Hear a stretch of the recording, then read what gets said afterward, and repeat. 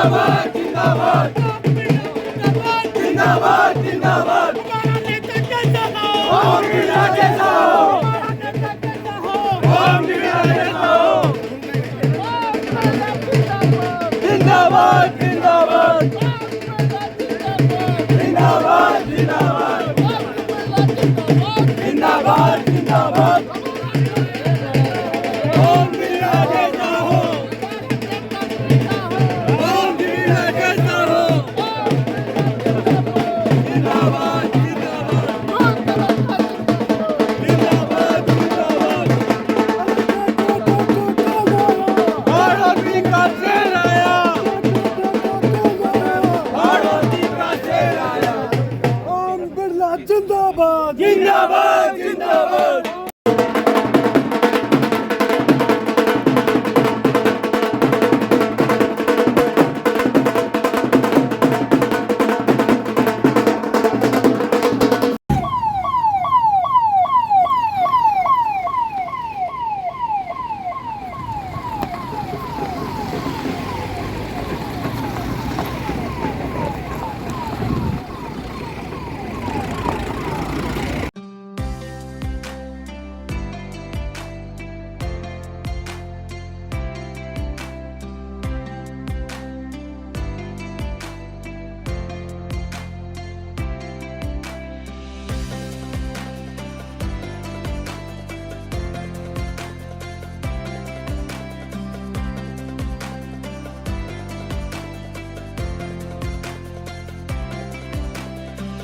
एक बार सभी जोर से नारा लगाएंगे ओम बिरला जिंदाबाद जिंदाबाद जिंदाबाद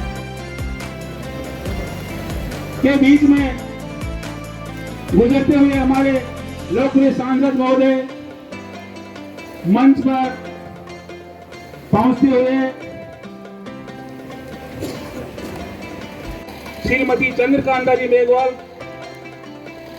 से निवेदन करूं कि वो पधारें और अपना आशीर्वचन से संबोधित करें विधायक महोदया। भारत माता की वंदे वंदे।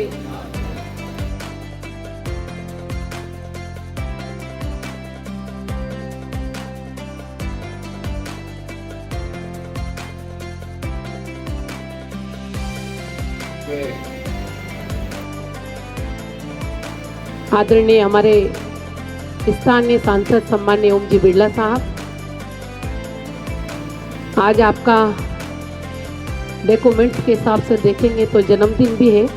सभी कार्यकर्ता बन स्वस्थ रहे, किसी भी तरह की व्याधि और परेशानी जीवन में आपको न सताए, इसी शुभकामनाओं के साथ बहुत बहुत शुभकामनाएं। इलाके आदरणीय हेमराज जी साहब, हमारे मंडल के सभी पदाधिकारी बंधु, चिरपरिचित चेहरे, गंभीरा, जरखोदा, माणी, आतरदा, खजूरी, जिला परिषद के सभी सदस्य, पंचायत समिति के सभी सदस्य बंधुओं, और आज के इस कार्य पिपलिया नहीं आए मीटिंग स्थानीय सांसद महोदय से मन की बात करने के लिए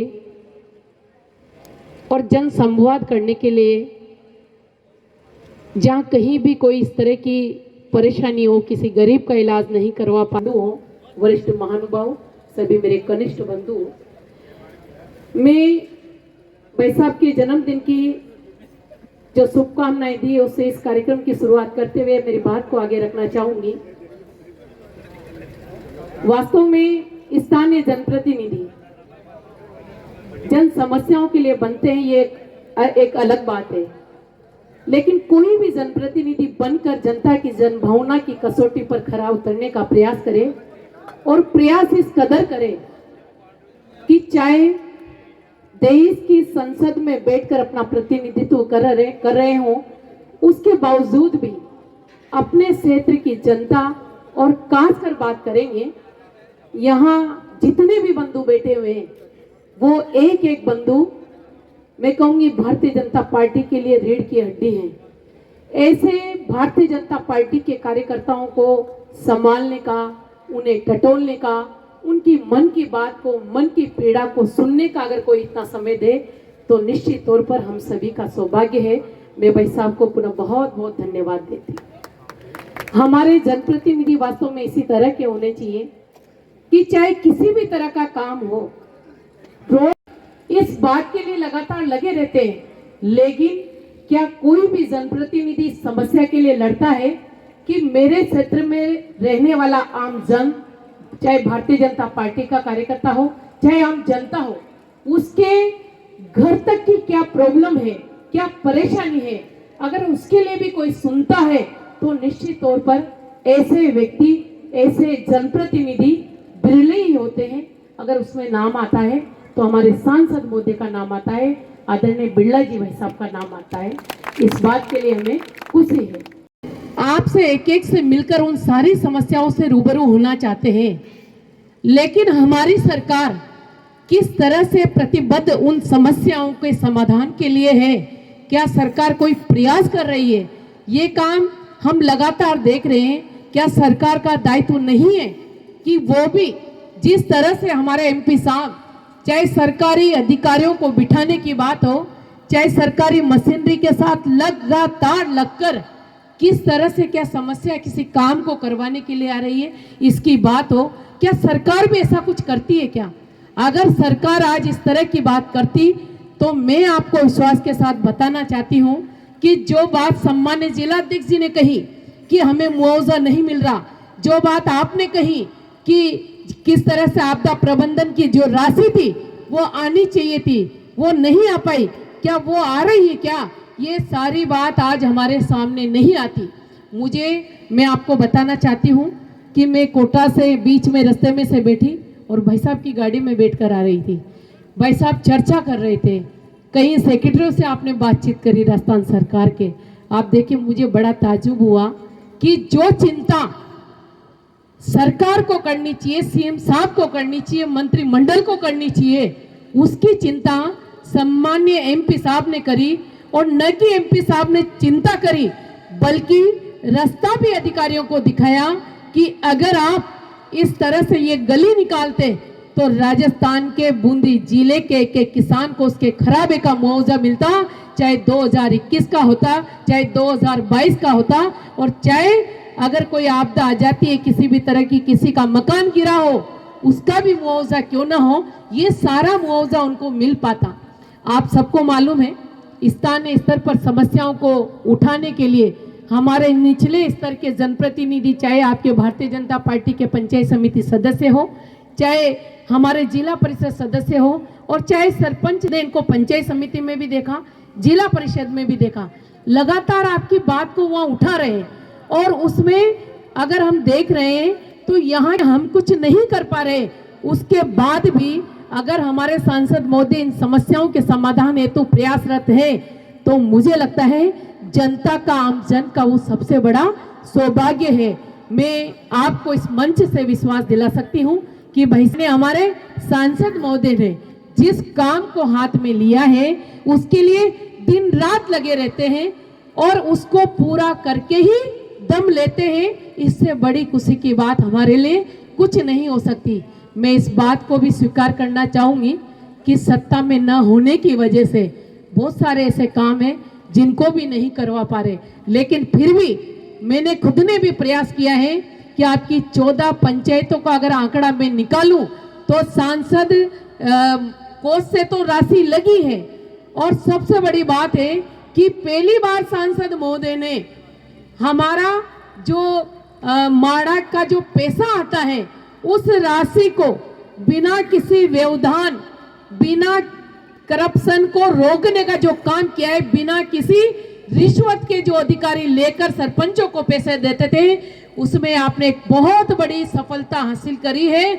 और निश्चित तौर पर मैं कहना चाहूंगी, तहे दिल से और मन से भाई साहब को धन्यवाद देना चाहूंगी कि आपके प्रयासों से ये जो माड़ा की राशि हमारी पंचायतों में आई है, चाहे हम करवर मंडल ले लें, चाहे इंदरगढ़ ले लें, चाहे लाखेरी ग्रामीण एरिया ले लें, इसका श्रेय सम्मान्य भाई साहब को जाता है। एक बहुत बड़ी राशि हमारी इस काम के लिए मतलब उसका आने आ चुकी है, उसकी लिस्टें भी आपके बीच में आ चुकी है, किस गांव में कितनी राशि लगेगी। और मैंने भी भाई साहब ये प्रयास किया है 14 पंचायतों में 2 करोड़ के समथिंग MLA फंड से राशि मैंने स्वीकृत कर दी है, ऐसा मैंने प्रयास किया है। फिर भी बहुत सारे काम आज आम जन के रुके हुए हैं। मुझे याद है एक एक पंचायत में हम चले जाएं तो हमारी सड़कों की स्थिति ठीक नहीं है, हमारे स्कूलों की स्थिति ठीक नहीं है। इसके साथ साथ हम लोग बातचीत करें और भी बातों की, चाहे सरकार ने घोषणा पत्र में वादा करके सबसे बड़ा धोखा हमारे साथ किया है भाई साहब। वो जो ये मंडल हमारा यहाँ बैठा हुआ है, ऐसा लग रहा है कि दोहरा व्यवहार इनके साथ किया जा रहा है, दुश्मनी निकाली जा रही है।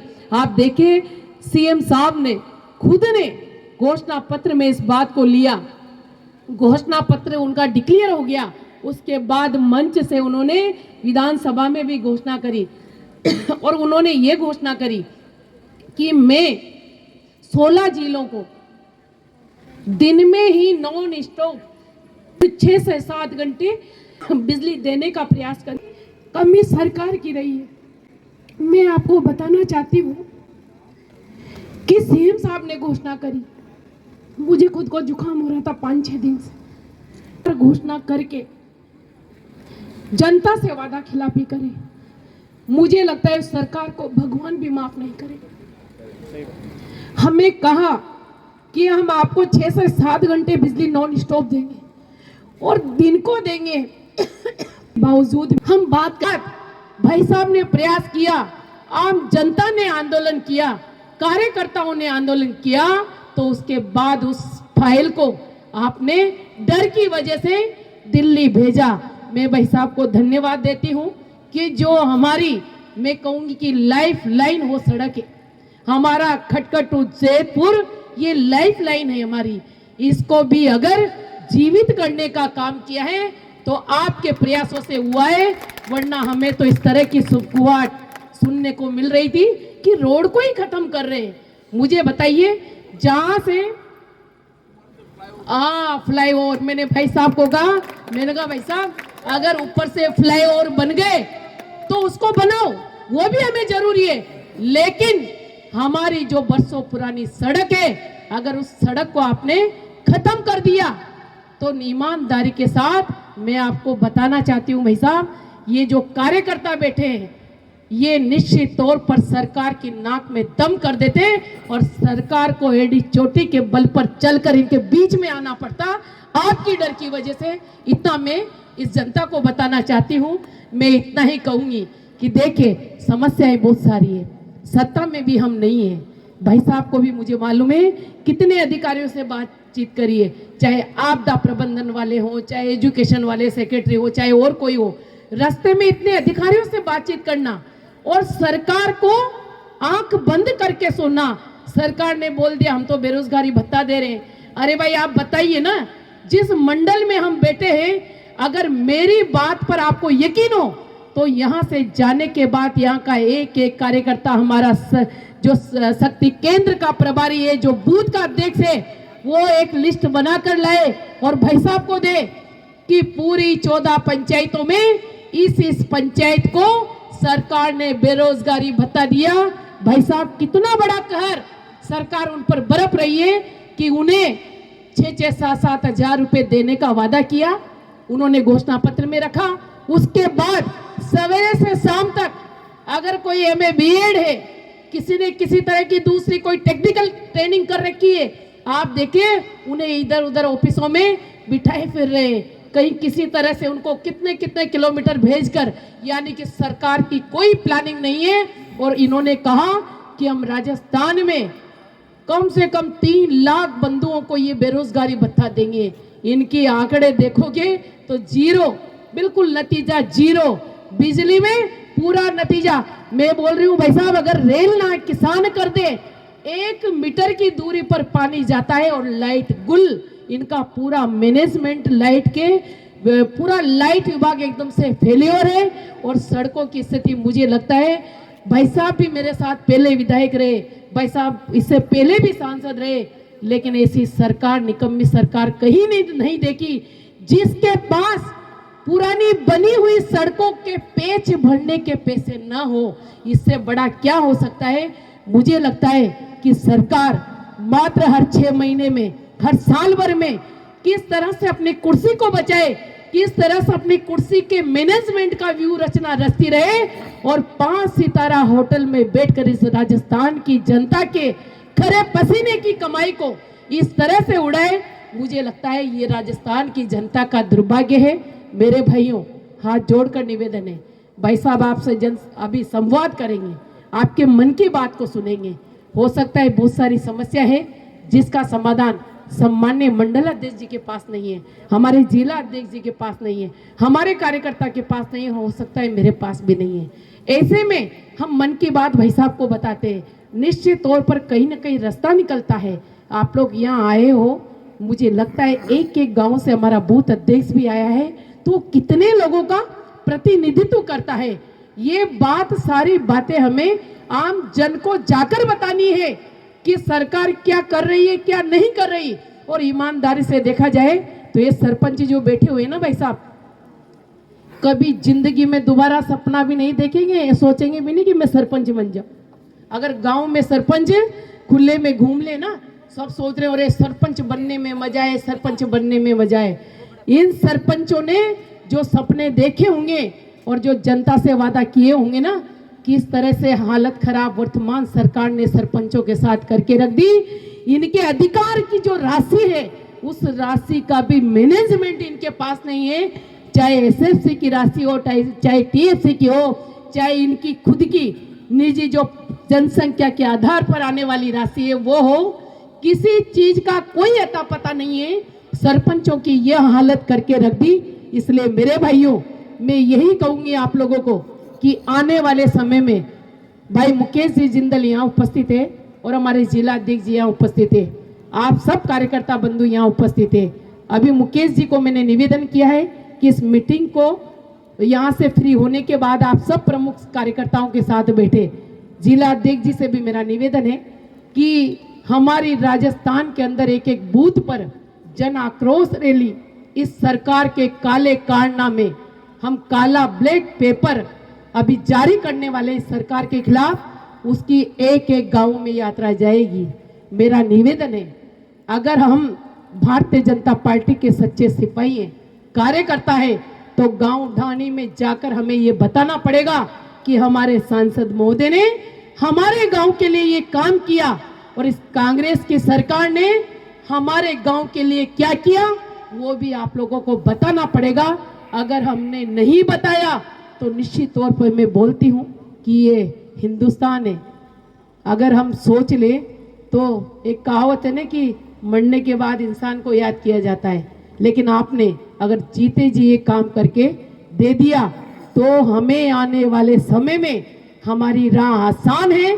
और जिस आशा और विश्वास के साथ राजस्थान की जनता आस लगाए बैठी है कि इस निकम्मी भ्रष्ट सरकार से हमें आजादी दिलाए, वो तभी मिल सकती है जब तक हम कमर कस नहीं लेंगे, यहाँ एक संकल्प नहीं लेंगे। यहाँ से जाने के बाद मैं चुप नहीं बैठूंगा। जन आक्रोश यात्रा को एक एक जगह, चाहे हमारी चौपाल हो, चाहे हमारी पैदल यात्रा हो, उसे सफल बनाएंगे। और साथ ही साथ आने वाले समय तक चाहे कोई भी चुनाव लड़े, भारतीय जनता पार्टी के कमल के फूल के लिए जी तोड़ मेहनत करके अभी से अभियान चला देंगे और उसे सफल बनाने का काम करेंगे। इसी के साथ अपनी बात को विराम देना चाहूंगी। सभी कार्यकर्ता बंधुओं को बहुत